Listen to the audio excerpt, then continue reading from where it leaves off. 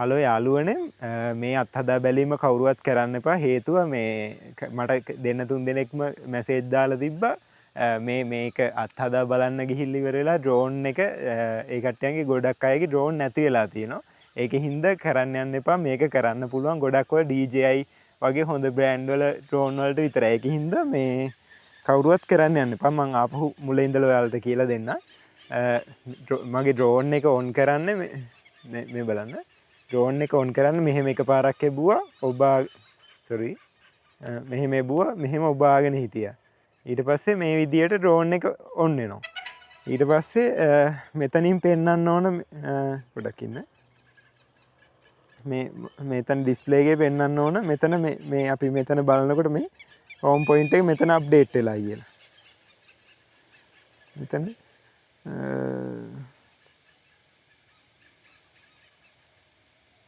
මෙන්න මේ විදියට මේ එච් අකුරක් එක පෙන්නන්න.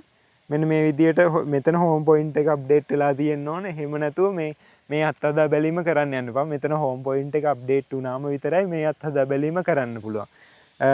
මම දැන් මෙතනින් ටේක් ඔෆ් කරනවා. ඩ්‍රෝන් එක ටේක් ඔෆ් කරනවා. ඩ්‍රෝන් එක ටේක් ඔෆ් කරලා ඉවර වෙලා මං කිලෝමීටර් 5ක් දුරට යවනවා. ඉන්න බලන්න. ඩ්‍රෝන් එක කිලෝමීටර් 5ක් දුරට යවනවා.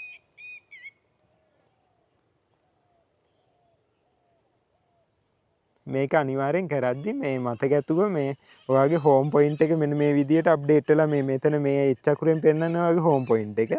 ඒක අප්ඩේට් වෙලා තියෙනවද කියලා විතරක් බලන්න. ඒක එහෙම නැතුව අත්හදා බලන්න කිසිම ආකාරයක යන්න එපා. නැත්නම් ඔයාගේ ඩ්‍රෝන් එක හොයාගන්නවත් නැති වෙයි.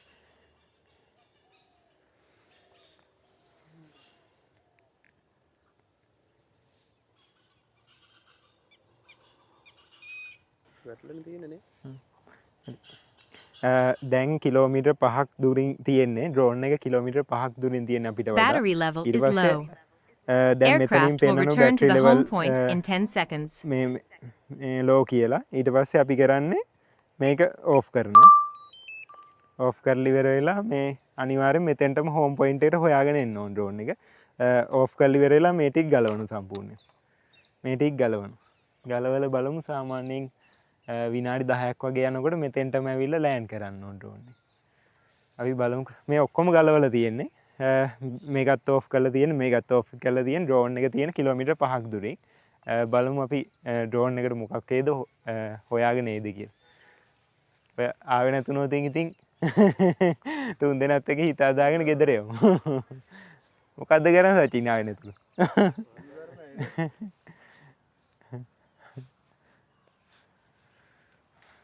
විනාඩි 5ක් 10ක් යයි කොහොමත් මේ ඩ්‍රෝන් එකේ එන්න නම්. මේක අනිවාර්යෙන් අත්හදා බලනවා නම් ඔයාලා මේ මතක ඇතුව මේ විදියට හෝම් පොයින්ට් එක ගැන සැලකිලිමත් වෙන්න. මේක කරන්න කලින් සාමාන්‍ය ඩ්‍රෝන් එක තියෙන දුරක වගේ තියා. ඒ කියන්නේ ළඟ දුරක තියාගන්න. දැන් අපි නම් මීට කලින් මේ තමයි උපරිම දුර අපි යවල try කරන කිලෝමීටර් 5ක් දුරින් තියෙන්නේ. මීට කලින් සාමාන්‍ය කිලෝමීටර් 3ක් වගේ දුරින් තියෙද්දි තමයි කරේ. ඒ වගේම අර විශේෂම කරුණක් තියෙනවා මේකෙදි අර මේ අපි කරද්දි මේ බැටරි ලෝ කියලා ආවා. බලමු අපි try කරලා. කොහොමත් අනිවාර්යෙන් හොයාගෙන එන්න ඕනේ. ඒ විශ්වාසය තියෙන හින්දා තමයි ඇව්වේ. බලමු ඉතින් මොකක් වේද කියලා. ඔයාලත් මේ වගේ අත්හදා බලනවා නම් අනිවාර්යෙන් DJI ඩ්‍රෝන් එකක් මොකක් හරි හොඳ ඩ්‍රෝන් එකක් විතරක් ෆ්ලයි කරන්න ගන්න. අනිත් එක තමයි මේ ඩ්‍රෝන් එකක් අපි දැනගන්න ඕන ඩ්‍රෝන් එකක් අනිවාර්යෙන් ෆ්ලයි කරන්න කලින් අපි රෙජිස්ට්‍රේෂන් එක ඉන්ෂුරන්ස් එක වෙනම පර්මිෂන් එකක් පවා ගන්න ඕන ෆ්ලයි කරන ලොකේෂන් එකට. එතකොට ගොඩක් අයට තිබ්බ ගැටලුවක් තමයි ඒ කියන්නේ හැම ඩ්‍රෝන් එකටම ලයිසන් එක ඉන්ෂුරන්ස් එක ගන්න ඕනද කියලා. සාමාන්‍යයෙන් ඉන්ෂුරන්ස් එක නම් සාමාන්‍යයෙන් ග්‍රෑම් 250ට අඩු වගේ ඩ්‍රෝන් වලට අනිවාර්යෙන් ඉන්ෂුරන්ස් එක ගන්න ඕන.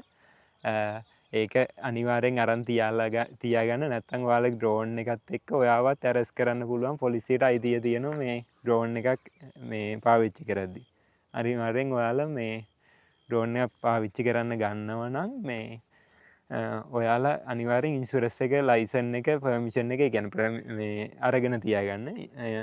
ඒක හින්දා මේ ලයිසන් එකට නම් රුපියලක්වත් වියදම් වෙන්නේ නැහැ. ඔයාලට ලේසියෙන්ම ඔන්ලයින් රෙජිස්ටර් වෙලා ලයිසන් එක කරගන්න පුළුවන්.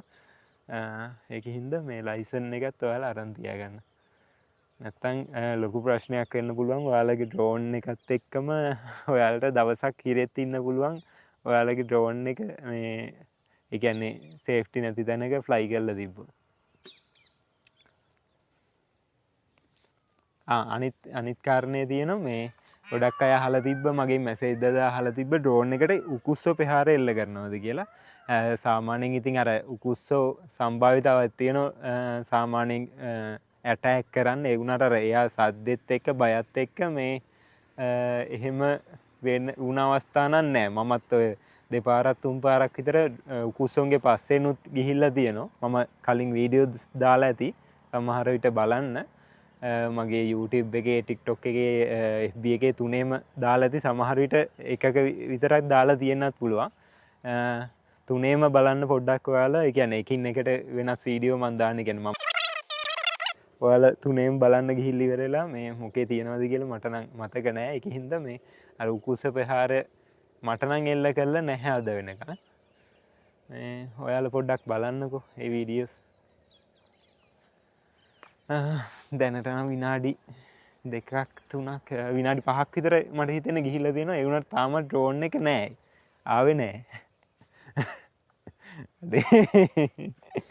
දැන් නයි පොඩ්ඩක්. තාමත් මේ ගලවලා තියෙන්නේ. මේ ගලවලා තියෙනවා. හෝම් පොයින්ට් එකත් එබුවේ නෑ. කෙලින්ම මෙතනින් පවර් ඔෆ් කරා මේක ගැලෙව්වා. කෙලින්ම ඉතින් ලක්ෂ 4ක් හිත හදාගන්න වෙන්නේ ඩ්‍රෝන් එක ආවේ නැතුව.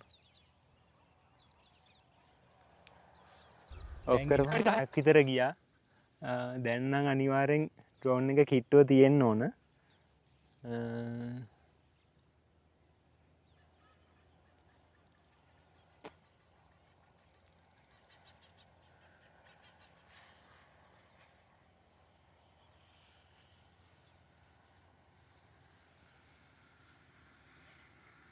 අර ඉන්නේ ඩ්‍රෝන් එකනේ. විනාඩි 10ක් විතර ගියා. බැටරි සාමාන්‍යයෙන් අඩුව තිබ්බේ. කොහොමත් මෙතෙන්ට ඇවිල්ලා ලෑන්ඩ් කරන්න ඕන. ඒ කියන්නේ හෝම් පොයින්ට් එක අනුව ඒ කියන්නේ බැටරිත් සාමාන්‍යයෙන් 100ට ආවා. ඔච්චර දුර යවුවමයි හොඳේ. කිලෝමීටර් 5ක් දුරින් යවුවේ. ඒ කියන්නේ කිලෝමීටර් 5ක් දුරින් තියෙද්දි තමයි මේ දෙකම ඕෆ් කරේ. දැන් ඔන්න හොයාගෙන ආවා. මම නම් හිතුවේ මේ ෂොට් එක හම්බුනායි කියලා. යි බං 150ට විතර තියෙද්දි මේ මේක පෙන්නුවනේ බං.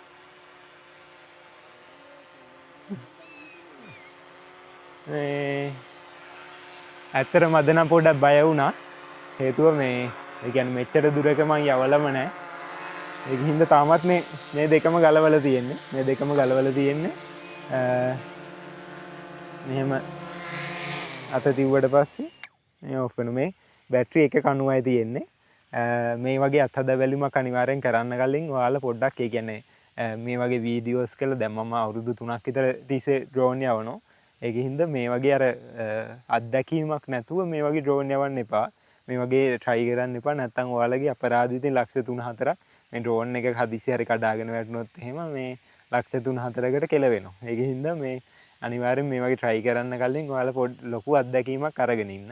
ඒක හින්දා මේ අත්හදා බලන්න යන්න එපා. මමත් අත්හදා බලන්නේ අර මටත් ලොකු ආසාවක් තියෙන එක ඒවා අත්හදා බලන්න. ඒකයි මම කරන්නේ. සහ අනිත් එක ඔයාලට ඉගෙන ගන්න ඕන හින්දා. ඒක හින්දා මේ වගේ වීඩියෝස් කරන්න කලින් ඔයාලා පොඩ්ඩක් ඒ ගැන සැලකිලිමත් වෙන්න. හැබැයි මේ මතක ඇතුව මේ ඩ්‍රෝන් එකක් ගනිද්දි හොඳ බ්‍රෑන්ඩ් එකක DJI වගේ හොඳ බ්‍රෑන්ඩ් එකක මේ ඩ්‍රෝන් එකක්ම ගන්න try කරන්න. හරි. ඔයාලට තියෙන ගැටලු මට මැසේජ් එකක් දාලා හරි කමෙන්ට් එකක් දාලා හරි ඉදිරිපත් කරන්න. මට පුළුවන් වෙලාවට මම රිප්ලයි කරනවා. ගොඩක් මැසේජ් එනවා. ඒ හැමෝටම රිප්ලයි කරනවා. ඔයාලට පුළුවන් ඕන එකකින් මට මැසේජ් එකක් කමෙන්ට් එකක් දාලා තියන්න. අපි ආපහු අලුත් වීඩියෝ එකකින් හම්බෙමු එහෙනම්. හැමෝටම සුබ දවසක්.